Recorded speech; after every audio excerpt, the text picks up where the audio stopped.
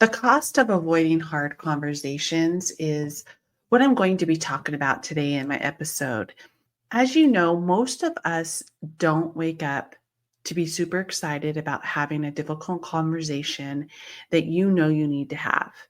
We avoid them, sometimes we sugarcoat them, or we blow up when the pressure gets high, like too high, where you're like, enough's enough.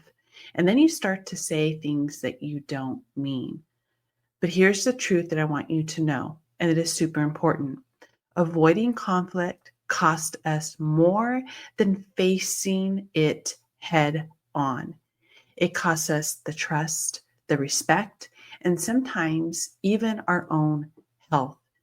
And so today I want to show you how facing these conversations can actually give you back your power to start feeling confident when you have these difficult conversations. Have you ever walked in a meeting with a complete pit in your stomach because you knew there was tension in the room?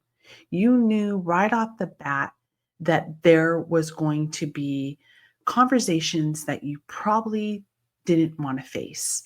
Or maybe you're avoiding addressing a problem with your boss, your team, or even a loved one, your spouse, your children, because you thought, I don't want to make things worse. So then you avoid it. And this is what's important. Unspoken conflict doesn't go away. You can't avoid it. You can't pretend that it's gone. It will fester. It will fester and show up in passive aggressive comments, silence, resentment, and performance issues. You can't avoid this. Conflict isn't just our enemy, like, oh my goodness, I just cannot have this difficult conversation. I'm just not, I'm going to avoid it. It's actually an opportunity. It strengthens yourself, your ability, your confidence.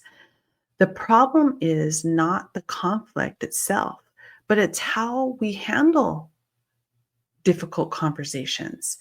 And here's a reframe of what you hold on to, that every difficult conversation is a chance to build deeper trust, clarity, and growth. And that is what you have to believe. So, a few tips that I want to give you as a coach is number one is shift your intention. Don't go into a conversation to win, right? Go in with the intention to understand and move forward. And then I want you to ask yourself, what outcome do I really want from this conversation for me and for the person that you're having that conversation with? Because if you're going to go into a conversation thinking, I'm going to win this and that's it, that conversation is not going to go the way you want it. And one of you will walk away disappointed, angry, resentment. You won't have clarity and completely stressed. And number two is the emotion. Okay. I want you to name the emotion, not the person.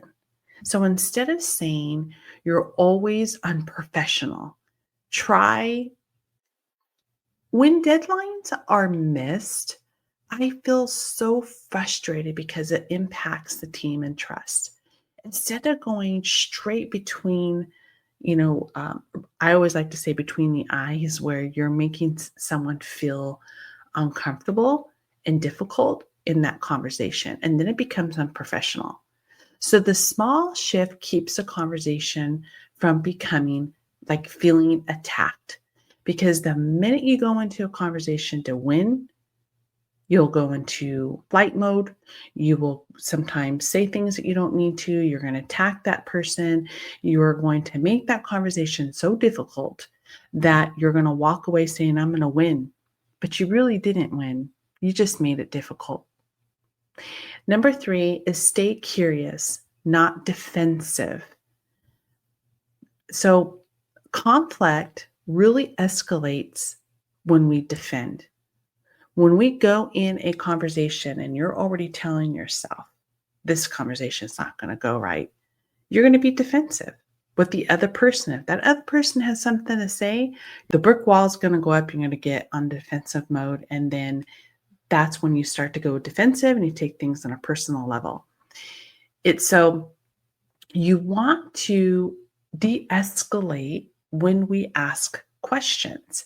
A simple phrase like, let me think of it. So help me understand what you need right now and flip the energy completely. Instead of going in saying, what happened? What is it that you need? Just help me understand what you need right now so that I can help. Now I know some of you are thinking, Nancy, that sounds great. But in the heat of a moment, I just shut down or I explode. And that's exactly why coaching exists. Sometimes you just have to coach yourself through difficult conversation because managing conflict isn't about memorizing the right words for you to say. It's about learning how to regulate your own emotions, build confidence in your communication, and create outcomes that you're proud of, not ones that you regret later. Don't be defensive and going in a conversation. You can go into any conversation. You can go into a meeting, a conversation with your team, your boss, your significant other, your children. When you go into a conversation and you listen, and as you're listening to what they're saying, how can you resolve the conversation or provide input without hurting someone else's feelings, taking things personal, being defensive, right? And even sometimes when they come back at you being very defensive doesn't mean you have to come back. You could diffuse it right then and there. And so when you do that, you're learning the opportunity to better the conversation and walk away knowing that you did the best that you can. Not walking away saying, damn, I wish I would have won, or I should have said this, and I should have said that. And, I'm not going to deal with this. Right. And then you just start playing these stories in your head and you walk away with it feeling defeated and or angry and that resentment. If you constantly feel that you're walking on eggshells, that's another way in going into a conversation and being truthful with that other person and saying, sometimes you make me feel that I'm walking on eggshells because I'm so worried about making a mistake. And then if they come back and say, well, why are you worried about making a mistake? Are you making mistakes? No, but you're constantly micromanaging me.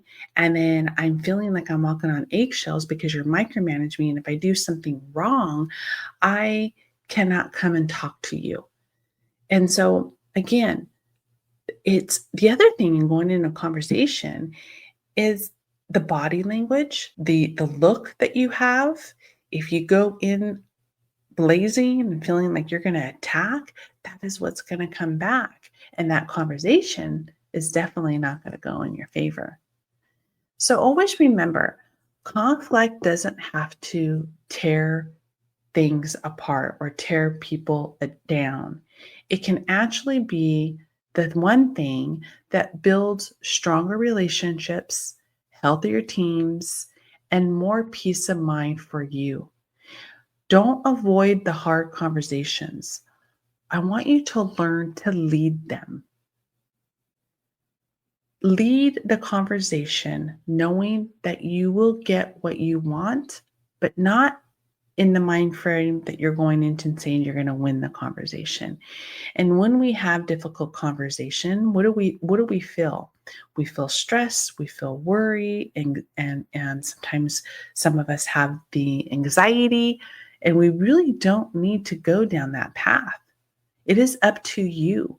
So the next time you go into a difficult conversation, I want you to remember, learn from them and learn to lead into getting the outcome that you want in a positive way with ease. I hope that this episode helped you. Until next time, I want you to own your power and change your life because why? You get to control and make the decisions that you want to make for your life. Nobody else does but yourself.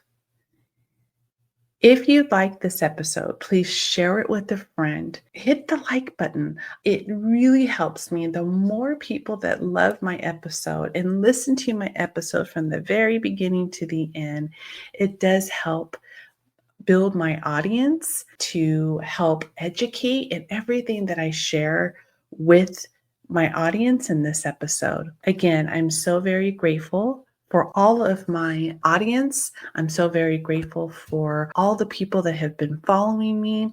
And you guys have a beautiful, prosperous day.